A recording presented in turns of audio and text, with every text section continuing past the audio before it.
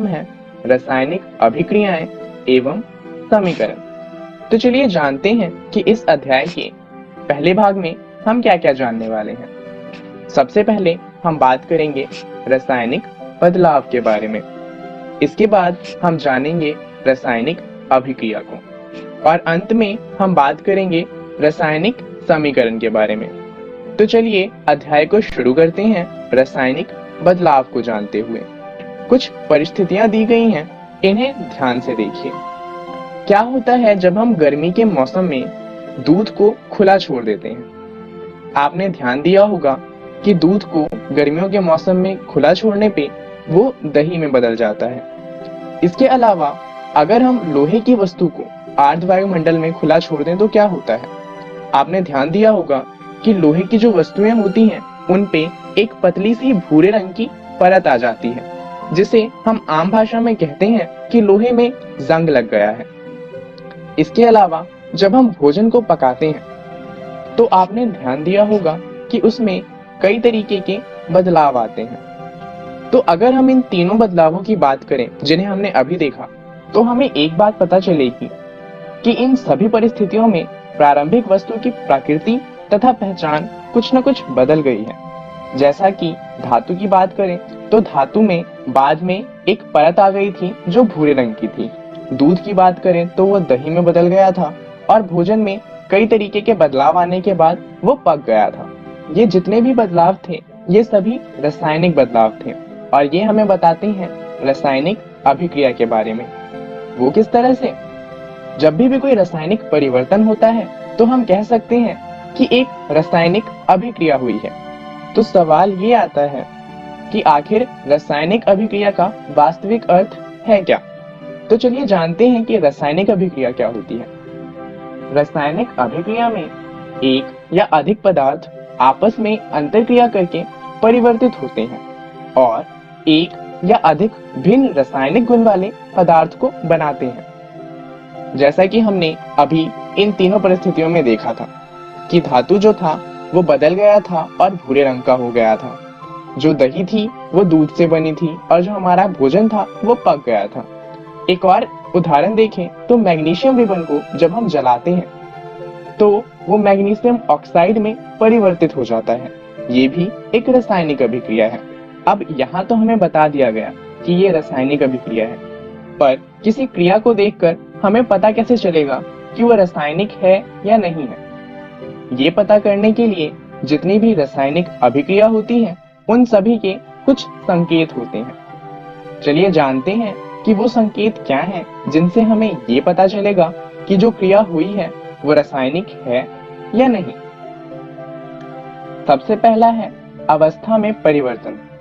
जैसा कि हम जानते हैं कि तीन तरीके की अवस्था होती है, ठोस अवस्था, द्रव अवस्था और गैस अवस्था।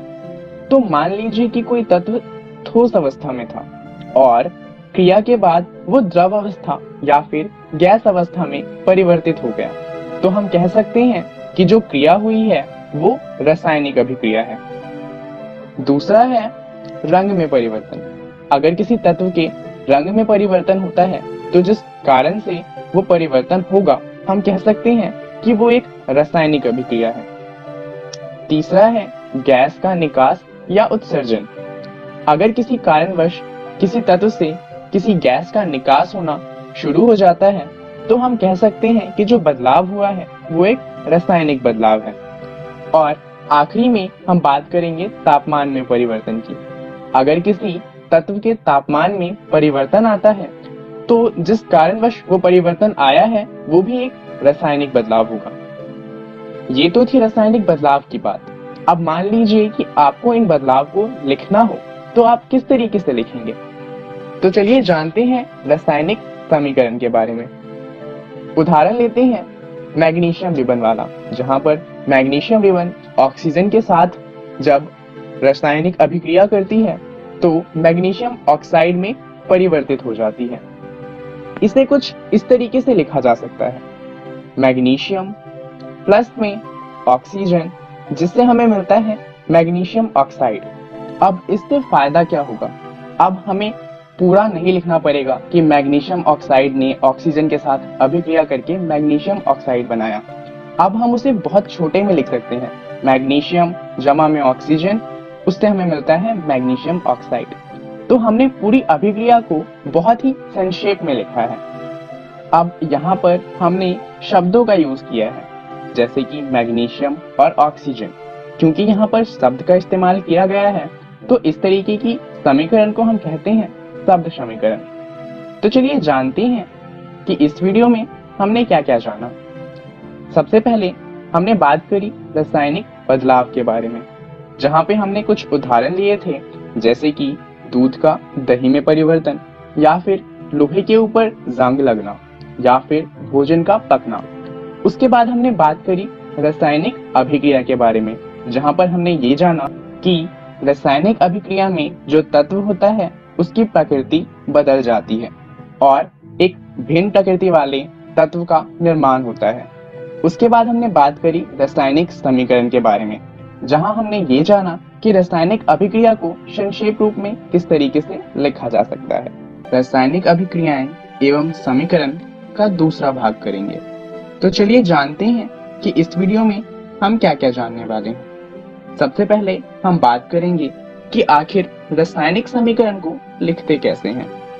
उसके बाद हम बात करेंगे कि इन्हें संतुलित किस तरीके से किया जाएगा और इन्हें संतुलित करने का महत्व क्या है। तो चलिए शुरू करते हैं ये जानते हुए कि आखिर रासायनिक समीकरण को लिखा किस तरीके से जाता है। किसी रासायनिक अभिक्रिया के प्रतीकात्मक निरूपण को रासायनिक समीकरण कहते हैं। इसके लिए जैसा कि हम जानते हैं कि हर तत्व का अपना एक प्रतीक होता है, जैसे कि ऑक्सीजन के लिए हम O का इस्तेमाल करते हैं, सोडियम के लिए हम Na का इस्तेमाल करते हैं और लिथियम के लिए हम Li का इस्तेमाल करते हैं। तो रासायनिक समीकरण लिखते समय हम इन्हीं प्रतीकों का इस्तेमाल करते हैं ताकि रासायनिक समीकरण को संक्षेप बनाया जा सके। इससे पहले कि रासायनिक समीकरण लिखने का हम कोई उदाहरण देखें, कुछ नियम हैं, उनके बारे में जान लेते हैं। हम जितने भी अभिकारक होते हैं उन्हें बाईं तरफ लिखते हैं और जितने भी उत्पाद होते हैं उन्हें दाईं तरफ लिखते हैं। अगर अभिकारक या उत्पाद एक से ज्यादा है तो उनके बीच में अंतर स्पष्ट करने के लिए हम उनके बीच में एक प्लस का चिन्ह लगाते हैं। अब हम एक तीर का सिरा लगाते हैं जो हमें ये बताता है कि उत्पाद की दिशा क्या है और अभिक्रिया किस दिशा में हो रही है। जैसे कि आप देख सकते हैं, अभिकारक प्लस अभिकारक हमें बता रहा है कि ये दोनों मिलके एक उत्पाद बना रहे हैं। यहाँ पर दो उत्पाद हैं, इसलिए बीच में एक प्लस का चिन्ह लगाया गया है। चलिए अब एक उदाहरण देखते हैं जिससे हमें समीकरण लिखने में आसानी होगी। बात करते हैं ऑक्सीजन तथा हाइड्रोजन से जल के निर्माण की। यहाँ पर हाइड्रोजन के लिए हम H2 का इस्तेमाल करेंगे। हाइड्रोजन का प्रतीक होता है H, और क्योंकि हाइड्रोजन गैस में हाइड्रोजन के दो अणु होते हैं इसलिए नीचे 2 लगाया गया है। इसके साथ ऑक्सीजन जब अभिक्रिया करता है, ऑक्सीजन गैस में भी ऑक्सीजन के 2 अणु होते हैं, तो हमें एक उत्पाद मिलता है जिसे हम जल कहते हैं। जल का रासायनिक सूत्र होता है H2O। यहाँ पर H2 और O2 जो हैं, ये दोनों अभिकारक हैं। दोनों के बीच में अंतर स्पष्ट करने के लिए हमने एक प्लस का चिन्ह लगाया है। फिर जो तीर का सिरा है वो हमें उत्पाद की दिशा बता रहा है, जहाँ पर H2O जो है वो हमारा उत्पाद है। अब आप समझ गए होंगे कि रासायनिक समीकरण को किस तरीके से लिखा जाता है। अब हम संतुलन की बात करेंगे। जरा उसी समीकरण को दोबारा देखते हैं। यहाँ पर अगर आप तीर के निशान की दोनों ओर के जो तत्वों के परमाणु की संख्या है उन्हें गिनेंगे और तुलना करेंगे तो आप पाएंगे कि वो बराबर नहीं है। चलिए गिन के देखते हैं। यहाँ पर एक सारणी दी गई है जहाँ पर दाईं तरफ और बाईं तरफ अणुओं की संख्या दी गई है।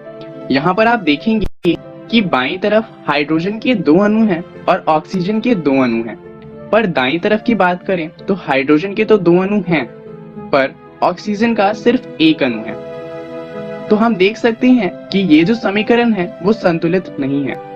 ऐसे समीकरण जो संतुलित नहीं होते उन्हें कहा जाता है कंकाली समीकरण। तो अब सवाल ये आता है कि संतुलित नहीं है तो दिक्कत क्या है? आखिर हमें रासायनिक समीकरण को संतुलित करने की जरूरत क्यों पड़ती है? इसका जो उत्तर है वो है द्रव्यमान संरक्षण का नियम। ये कैसे?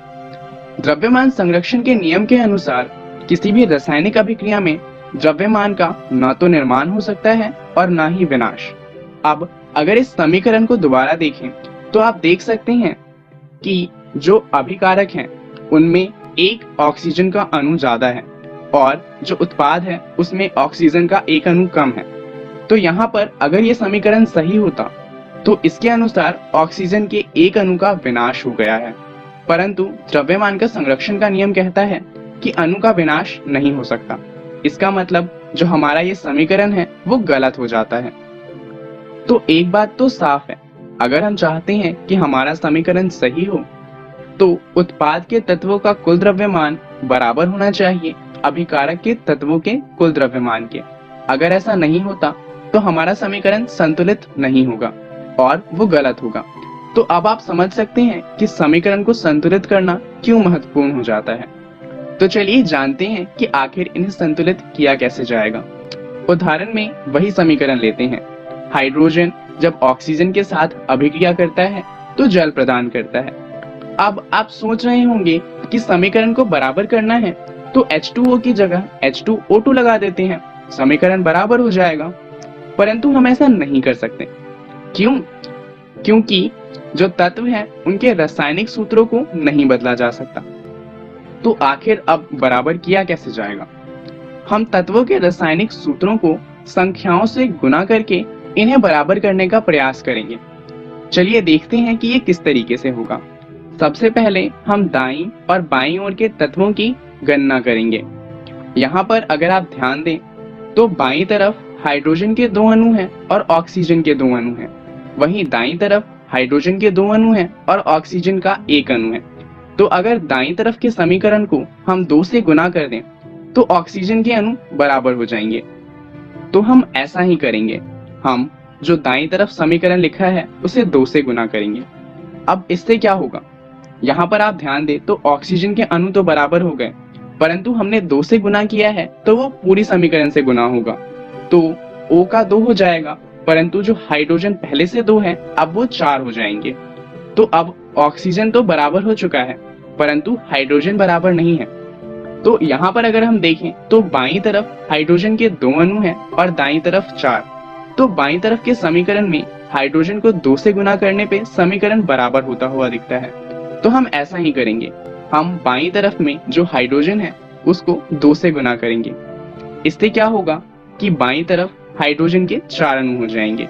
अब आप देखें तो समीकरण बराबर हो चुका है, क्योंकि समीकरण की तीर के निशान के दोनों तरफ तत्वों के परमाणुओं की संख्या बराबर है और जो हमारा संतुलित समीकरण है वो कुछ इस प्रकार का दिखाई देगा, 2H2 + O2, जिससे हमें मिलता है 2H2O। चलिए एक बार देख लेते हैं कि इस वीडियो में हमने क्या क्या सीखा। सबसे पहले हमने रासायनिक समीकरण लिखना सीखा और फिर हमने जाना कि रासायनिक समीकरण को संतुलित किस तरीके से किया जाता है और इसका महत्व क्या है। रासायनिक अभिक्रियाएं एवं समीकरण का तीसरा भाग करेंगे। तो चलिए जानते हैं कि इस वीडियो में हम क्या क्या जानने वाले हैं। इस वीडियो में सबसे पहले हम संतुलन की बात करेंगे कि एक रासायनिक समीकरण को किस तरीके से संतुलित किया जा सकता है। उसके बाद हम बात करेंगे रासायनिक अभिक्रियाओं के प्रकार के बारे में। संतुलन के बारे में आपने पिछली वीडियो में भी जाना था। इस वीडियो में हम संतुलन के लिए एक और उदाहरण लेंगे ताकि संतुलन को और अच्छे से समझ सकें। तो चलिए उदाहरण लेते हैं लोहे की जल के साथ प्रतिक्रिया का। लोहा यानी कि फेरस जब जल के साथ अभिक्रिया करता है तो लोहे का ऑक्साइड बनाता है, जिसका सूत्र होता है Fe3O4। इसके साथ साथ हमें हाइड्रोजन गैस भी मिलती है। तो चलिए हम इसी समीकरण को संतुलित करेंगे। जैसा कि हम जानते हैं कि हम तत्वों के रासायनिक सूत्रों को नहीं बदल सकते, तो सबसे पहले हम क्या करेंगे कि हम प्रत्येक सूत्र के चारों ओर एक बॉक्स बना लेंगे। इससे फायदा क्या होगा कि हमें याद रहेगा कि इन बॉक्स के अंदर कोई भी बदलाव नहीं किया जा सकता, तो गलती होने की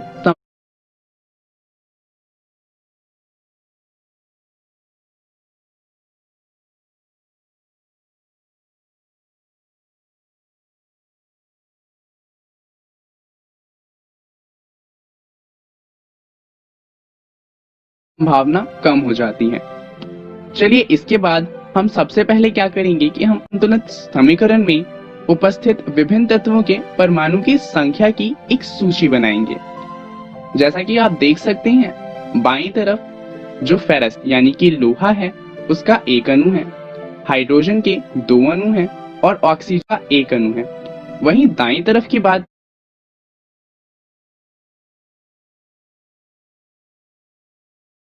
करें तो फेरस के 3 अणु हैं, ऑक्सीजन के 4 अणु हैं और हाइड्रोजन के 2 अणु हैं। चलिए अब हम क्या करेंगे कि सुविधा के लिए हम सबसे अधिक परमाणु वाले यौगिक को सबसे पहले संतुलित करेंगे। तो इस समीकरण में सबसे ज्यादा अणु वाला यौगिक है कौन सा?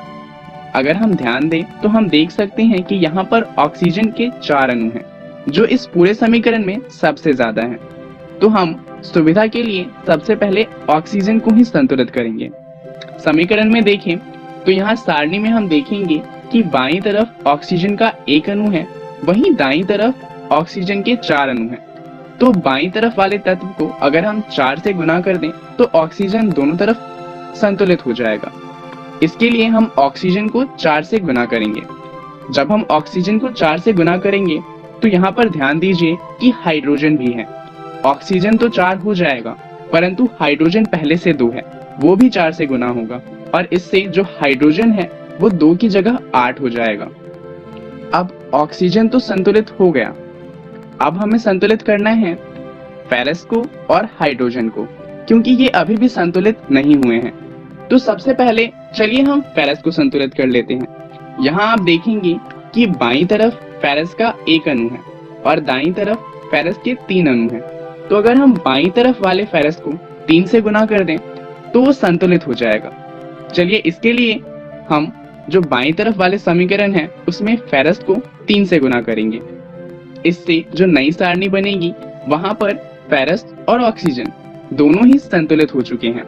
अब हमें संतुलित करना है हाइड्रोजन को। जैसा कि आप देखेंगे बाईं तरफ हाइड्रोजन के 8 अणु हैं और दाईं तरफ हाइड्रोजन के 2 अणु हैं। तो दाईं तरफ वाले समीकरण को अगर हम 4 से गुना करें तो दाईं तरफ भी हाइड्रोजन के 8 अणु हो जाएंगे। तो हम ऐसा ही करेंगे, हम दाईं तरफ वाले हाइड्रोजन को 4 से गुना करेंगे। इससे क्या होगा कि दाईं तरफ अब हाइड्रोजन के भी 8 अणु हो जाएंगे।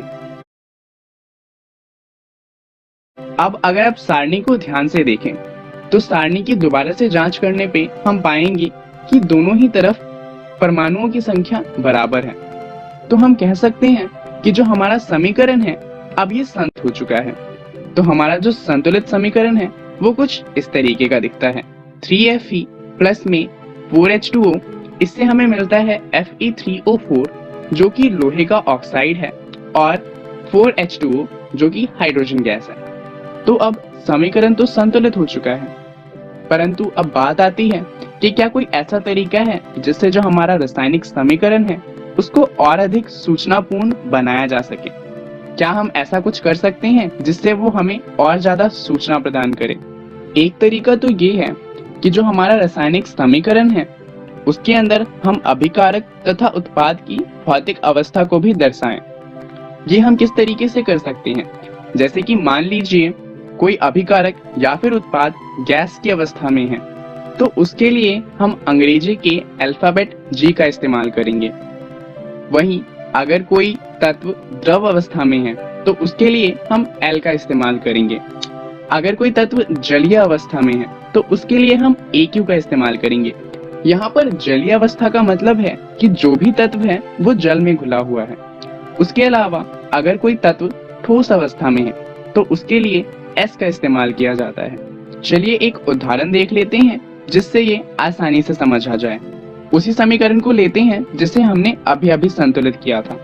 यहाँ पर हम जानते हैं कि जो लोहा है वो ठोस अवस्था में होता है, तो उसके नाम के साथ में हम ब्रैकेट के अंदर S लिखेंगे, जल के साथ हम G लिखेंगे और लोहे का ऑक्साइड तो ठोस अवस्था में होता ही है तो उसके साथ भी S आएगा और हाइड्रोजन गैस तो गैस अवस्था में होती ही है। अब यहाँ पर आप देखेंगे कि जल के साथ हमने G का इस्तेमाल किया है। इस G चिन्ह का उपयोग इसलिए किया गया है क्योंकि ये दर्शाता है कि जो अभिक्रिया है उसमें जल का उपयोग भाप के रूप में किया गया है इससे आप समझ सकते हैं कि किस तरीके से भौतिक अवस्था दर्शाने से जो हमारा समीकरण है वो और ज्यादा सूचनापूर्ण बन जाता है। इसके अलावा कभी कभी जो अभिक्रिया होती है उसमें परिस्थितियां होती हैं, जैसे कि ताप, दाब, उत्प्रेरक आदि। हम क्या करते हैं, हम इन्हें तीर के निशान के ऊपर या नीचे दर्शाते हैं। जैसे कि उदाहरण लेते हैं, जब कार्बन मोनोऑक्साइड जो कि एक गैस है अभिक्रिया करती है हाइड्रोजन गैस के साथ, तो एक यौगिक बनाती है CH3OH का। अब इस अभिक्रिया को होने के लिए 340 ATM का दाब चाहिए होता है। तो अगर हम चाहते हैं कि समीकरण में इस बात को दर्शाएं, तो हम क्या करेंगे कि जो तीर का निशान है हम उसके ऊपर या नीचे इस चीज को लिख देंगे। इससे क्या होगा कि जब भी कोई समीकरण को देखेगा तो उसे पता चल जाएगा कि इस अभिक्रिया के लिए 340 ATM का दाब चाहिए। चलिए अब बात कर लेते हैं रासायनिक अभिक्रियाओं के प्रकार के बारे में। रासायनिक अभिक्रिया 5 प्रकार की होती हैं। ये हैं संयोजन, वियोजन जिसे हम अपघटन भी कहते हैं, विस्थापन, द्विस्थापन और उपचयन एवं अपचयन। इनके बारे में हम अगली वीडियो में विस्तार से पढ़ेंगे। अभी जान लेते हैं कि इस वीडियो में हमने क्या क्या सीखा। हमने सबसे पहले संतुलन का एक उदाहरण लिया और उसके बाद हमने रासायनिक अभिक्रियाओं के प्रकार के बारे में जाना। रासायनिक अभिक्रियाएं एवं समीकरण का चौथा भाग करेंगे। तो चलिए जानते हैं इस वीडियो में हम क्या जानने वाले हैं। इस वीडियो में हम जानेंगे रासायनिक अभिक्रियाओं के प्रकार के बारे में। जैसा कि लास्ट वीडियो में आपने जाना था, रासायनिक अभिक्रिया के 5 प्रकार होते हैं। पहला प्रकार होता है संयोजन, दूसरा होता है वियोजन यानी कि अपघटन, तीसरा होता है विस्थापन, चौथा द्विस्थापन और पांचवा होता है अपचयन एवं उपचयन। चलिए शुरुआत करते हैं संयोजन अभिक्रिया को जानते हुए। जब 2 या 2 से अधिक पदार्थ, तत्व या यौगिक संयोग करके एकल उत्पाद का निर्माण करते हैं, ऐसी अभिक्रियाओं को संयोजन अभिक्रिया कहते हैं। जैसे कि उदाहरण आप देख सकते हैं कि 2 या 2 से अधिक अभिकारक जब मिलते हैं और उससे सिर्फ एक उत्पाद बनता है, तो ऐसी अभिक्रियाओं को कहा जाता है संयोजन अभिक्रिया। चलिए कुछ उदाहरण देख लेते हैं संयोजन अभिक्रिया के। सबसे पहला उदाहरण है कैल्शियम ऑक्साइड जब जल के साथ तीव्रता से अभिक्रिया करता है और बुझे हुए चूने में परिवर्तित हो जाता है, जिसे कैल्शियम हाइड्रोक्साइड भी कहते हैं। यहाँ आप देख सकते हैं कि यहाँ पे अभिकारक 2 हैं। पहला है कैल्शियम ऑक्साइड और दूसरा है जल। दोनों से मिलके सिर्फ एक उत्पाद बना है जो है कैल्शियम हाइड्रोक्साइड। चलिए कुछ और उदाहरण देख लेते हैं। पहला है जब कार्बन ऑक्सीजन के साथ अभिक्रिया करता है तो उससे हमें कार्बन डाइऑक्साइड गैस मिलती है।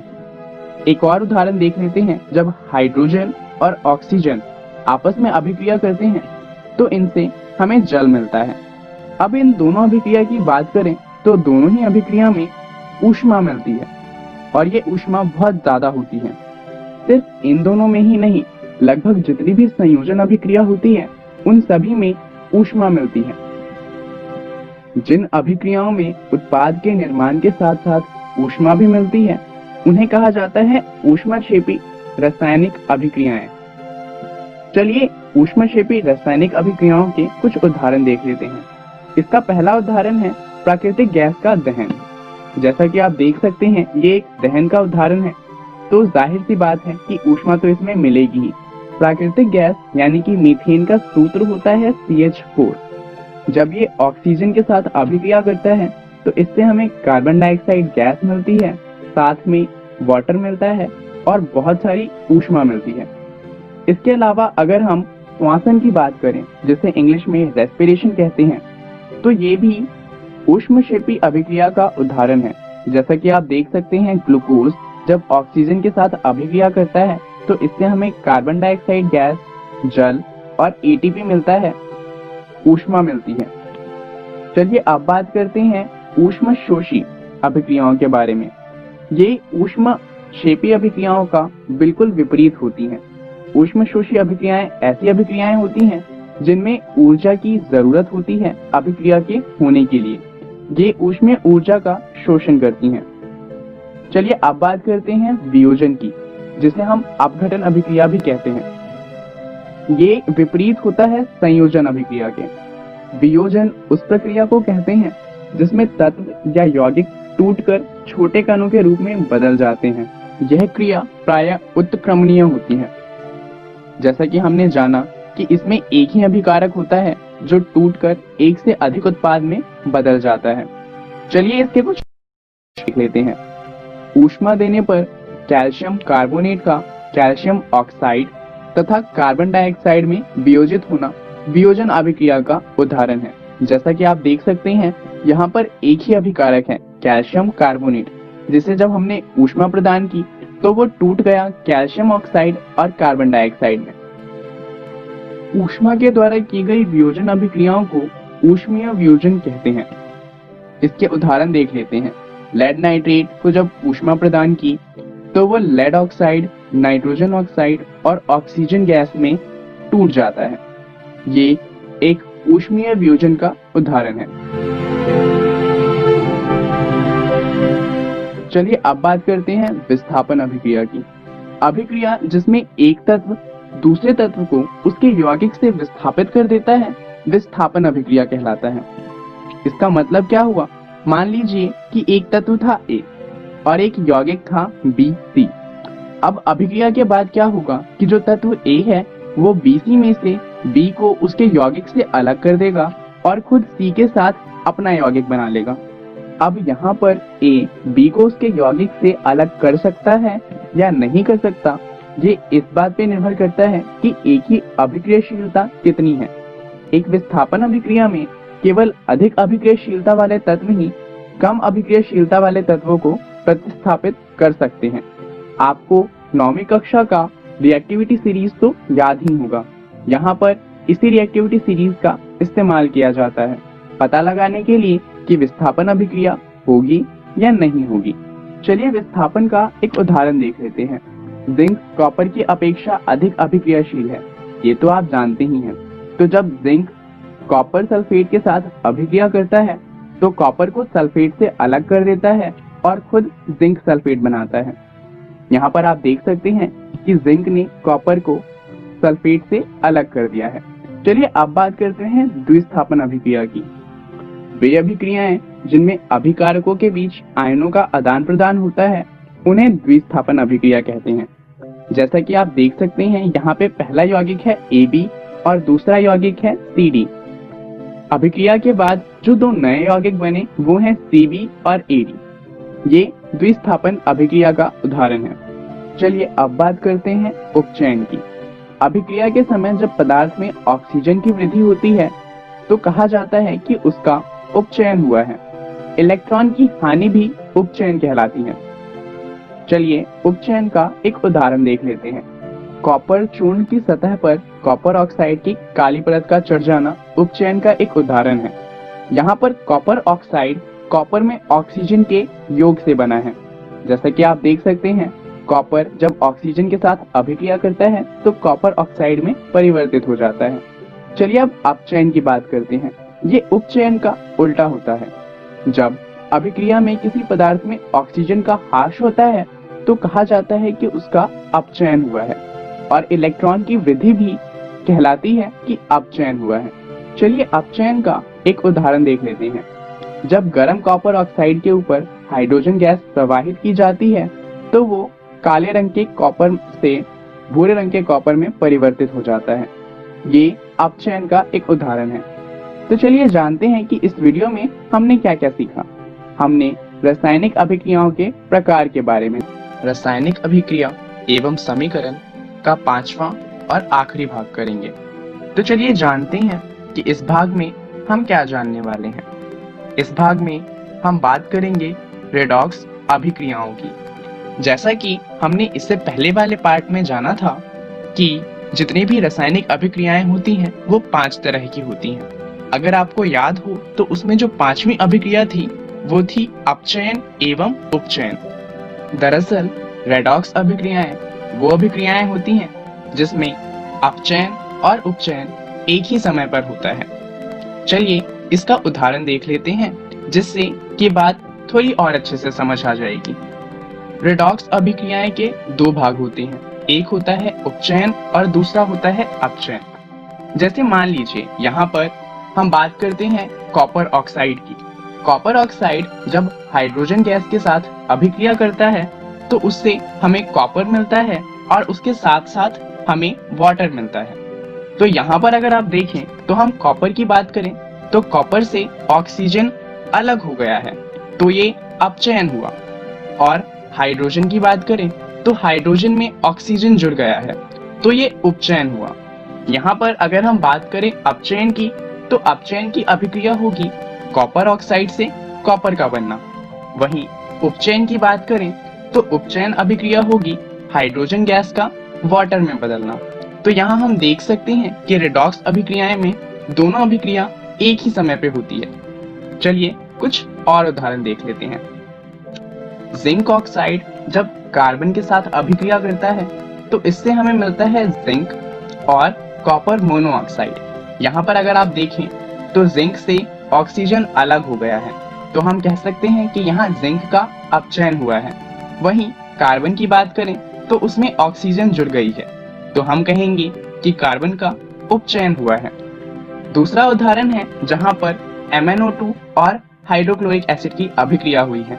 वहां पर जो मैग्नीज है उसमें क्लोरीन जुड़ा है और ऑक्सीजन अलग हो गया है, तो मैग्नीज का अपचयन हुआ है।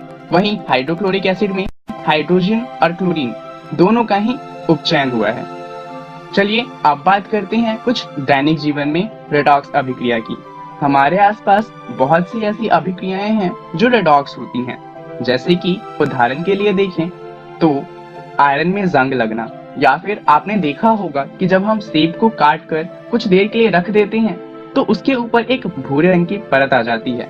ये भी एक रेडॉक्स अभिक्रियाएं ही हैं। हम सांस लेने की बात करें या फिर पौधों का प्रकाश संश्लेषण, ये भी रेडॉक्स के ही उदाहरण हैं।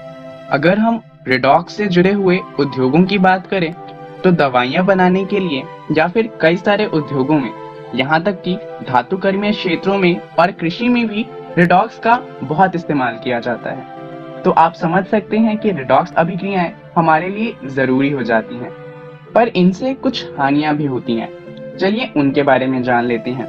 जानते हैं उपचयन के कारण दैनिक जीवन में जो प्रभाव पड़ते हैं उनके बारे में। सबसे पहला प्रभाव जो उपचयन के कारण होता है वो है संक्षारण का। जब कोई धातु अपने आसपास अम्ल या आर्द्रता आदि के संपर्क में आता है तब ये संक्षारित हो जाता है, जैसा कि आप यहाँ पर देख सकते हैं। अब संक्षारण के बारे में तो आप जानते ही हैं। अब बात कर लेते हैं जंग की।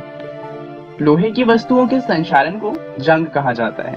अब आप सोच रहे होंगे कि संक्षारण तो सभी धातुओं का होता है, तो फिर लोहे के संक्षारण को इतना अलग नाम क्यों दिया गया है? इसका कारण ये है कि जो लोहे का संक्षारण होता है वो बाकी धातुओं के संक्षारण से थोड़ा अलग होता है। लोहे का जब संक्षारण होता है तो उसकी एक पतली परत बन जाती है जो फिर बाद में लोहे से अलग हो जाती है। इससे होता क्या है कि नए लोहे की जो सतह होती है वो वापस ऊपर आ जाती है और इससे उसका फिर से संक्षारण हो जाता है और इस कारण धीरे धीरे लोहा खत्म होने लग जाता है। दरअसल इससे बहुत परेशानियां होती हैं। संक्षारण के कारण कार के ढांचे, पुल, लोहे की रेलिंग और जहाज तथा विशेषकर लोहे से बनी हुई जितनी भी वस्तुएं हैं उनकी क्षति होती है। लोहे का इस्तेमाल कई जगहों पे किया जाता है, ये तो हम जानते ही हैं। लोहे का इस्तेमाल औजार बनाने के लिए किया जाता है और हमारी जो मशीनें होती हैं वो भी लोहे से बनती हैं। अब जो जंग लगता है उनके कारण हमें हर साल इन लोहे को बदलना पड़ता है और क्षतिग्रस्त लोहे को बदलने के लिए बहुत सारा पैसा हर वर्ष खर्च होता है। तो अब ये जानना जरूरी हो जाता है कि आखिर हम इन्हें जंग से बचा किस तरीके से सकते हैं। तो लोहे को जंग से बचाने के लिए कई सारे तरीके हैं, जिनमें से पहला है सतहों पे पाउडर की कोटिंग। अब इससे क्या होता है कि जो लोहे की सतह है वो वातावरण से अलग हो जाती है क्योंकि बीच में पाउडर की एक कोटिंग आ जाती है और इससे क्या होता है कि जंग नहीं लगता। दूसरा तरीका है धातु की सतहों पर तेल लगाना। इससे भी यही होता है, जो धातु है वो वातावरण के संपर्क में नहीं आता और संक्षारण नहीं हो पाता। तीसरा तरीका है गैल्वेनीकरण का। लोहे या स्टील की वस्तुओं पर जस्ता यानी कि जिंक की एक सुरक्षात्मक कोटिंग चढ़ा दी जाती है। इससे भी यही होता है कि जो हमारा लोहा या स्टील है वो वातावरण के संपर्क में नहीं आता और उसमें जंग नहीं लगती। अब दूसरा प्रभाव जो उपचयन के कारण होता है वो है विकृत गंधिता। भोजन का खराब होना या फिर उसका उपभोग के लिए अनुपयुक्त और अवांछनीय हो जाना विकृत गंधिता कहलाता है। जैसा कि आप देख सकते हैं, खाना कुछ समय बाद खराब हो जाता है, इसी को विकृत गंधिता कहा जाता है। उपचयित होने पर तेल एवं वसा विकृत गंधी हो जाती है तथा उनके स्वाद और गंध बदल जाते हैं। इसी के साथ साथ उपचयन के कारण जो भोजन के पोषक तत्व हैं उनमें भी कमी आ जाती है। तो अब ये जानना जरूरी हो जाता है कि आखिर भोजन को उपचयन से किस तरीके से बचाया जा सकता है। इसके कुछ तरीके हमें मालूम है, जैसा कि सबसे पहला है प्रतिऑक्सीकारक। प्रतिऑक्सीकारक तैलीय तथा वसायुक्त खाद्य सामग्रियों को उपचयन होने से रोकता है। दूसरा तरीका है वायुरोधक बर्तनों में खाद्य सामग्री को रखना। वायुरोधक होने के कारण जो ये वस्तुएं होती हैं वो खाद्य सामग्री को वातावरण से दूर रखती हैं। अब जब जो खाद्य सामग्री है वो वातावरण में मौजूद ऑक्सीजन के संपर्क में नहीं आता तो उन खाद्य पदार्थ के जो तैलीय पदार्थ होते हैं उनका उपचयन नहीं हो पाता। हम ये जानते हैं कि उपचयन ऑक्सीजन के कारण होता है, तो अगर हम ऑक्सीजन को ही हटा दें तो भी खाद्य सामग्री को उपचयन से बचाया जा सकता है, जैसा कि चिप्स के पैकेट में किया जाता है। हम क्या करते हैं कि ऑक्सीजन को हटाकर वहां पर सिर्फ नाइट्रोजन रख देते हैं। जो खाद्य सामग्री है वो नाइट्रोजन से अभिक्रिया नहीं करती और खराब नहीं होती। तो ये अध्याय यहीं पर खत्म होता है। हम जान लेते हैं कि इस वीडियो में हमने क्या जाना। हमने इस वीडियो में रेडॉक्स अभिक्रियाओं के बारे में जाना और ये जाना कि वो हमारे दैनिक जीवन को किस तरह प्रभावित करती हैं। ये प्रैक्टिस क्वेश्चन रासायनिक अभिक्रिया एवं समीकरण अध्याय के हैं। इस वीडियो में हम जानेंगे कि रासायनिक अभिक्रिया एवं समीकरण से एग्जाम में किस तरीके के प्रश्न पूछे जा सकते हैं। तो चलिए सबसे पहला प्रश्न देखते हैं। पहला प्रश्न है, हम रासायनिक समीकरणों को संतुलित क्यों करते हैं? तो चलिए देखते हैं कि इसका उत्तर किस तरीके से लिखना है। कंकाली समीकरण असंतुलित होते हैं। हमें द्रव्यमान के संरक्षण के नियम के कारण रासायनिक समीकरणों को संतुलित करने की आवश्यकता होती है। जैसा कि हम जानते हैं, कंकाली समीकरण संतुलित नहीं होते और संतुलित ना होने के कारण वो द्रव्यमान के संरक्षण के नियम को फॉलो नहीं करते, और ऐसा तो हो नहीं सकता कि नियम गलत है, और इसलिए हमें समीकरण को संतुलित करना होता है। अब यहाँ पर द्रव्यमान का नियम क्या है वो बता देना सही रहेगा। तो आप लिख सकते हैं कि इस नियम के अनुसार किसी भी रासायनिक अभिक्रिया में द्रव्यमान का न तो निर्माण होता है और ना ही विनाश।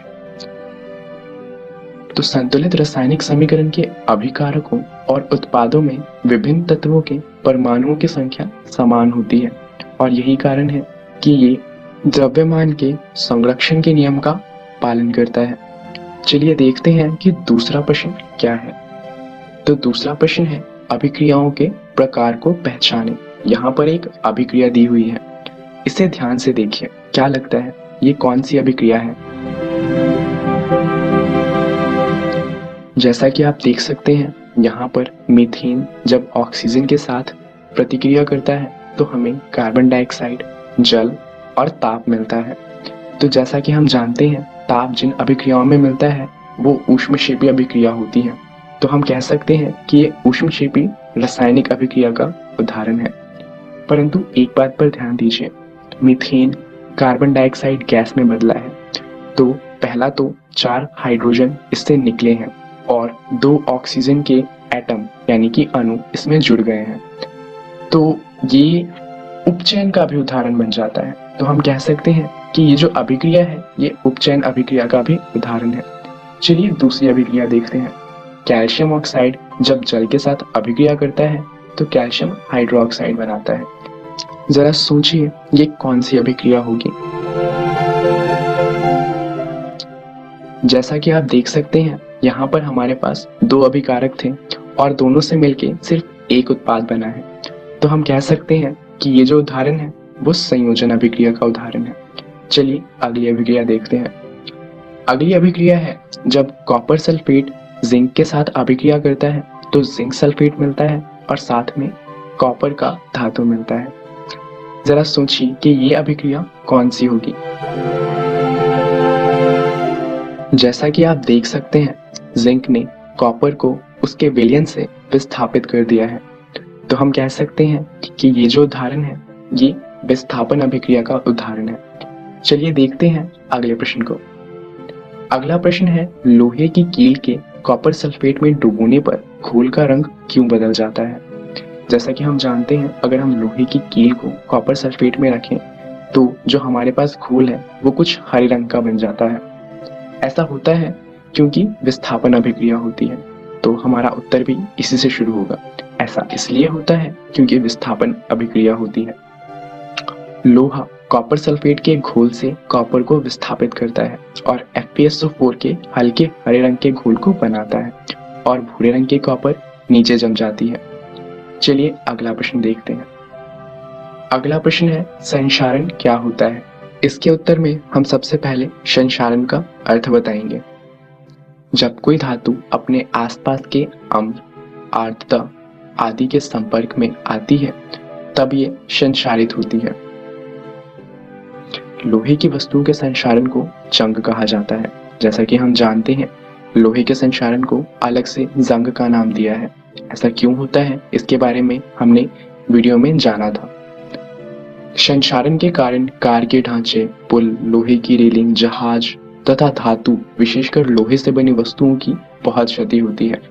अब यहाँ पर हम संक्षारण का उदाहरण भी दे सकते हैं, जैसे कि तांबे पर हरी परत और चांदी पर काली परत का चढ़ना जंग का उदाहरण है या फिर संक्षारण का उदाहरण है। चलिए अगला प्रश्न देखते हैं। अगला प्रश्न है, विकृत गंधिता क्या है। यहाँ भी सबसे पहले हम विकृत गंधिता को परिभाषित करेंगे। भोजन का खराब होना जिससे कि यह उपभोग के लिए अनुपयुक्त और अवांछनीय हो जाए, विकृत गंधिता कहलाती है। उपचयित होने पर तेल एवं वसा विकृत गंधी हो जाती है तथा उनके स्वाद तथा गंध बदल जाते हैं। उपचयन के कारण भोजन के पोषक तत्वों में भी कमी आती है।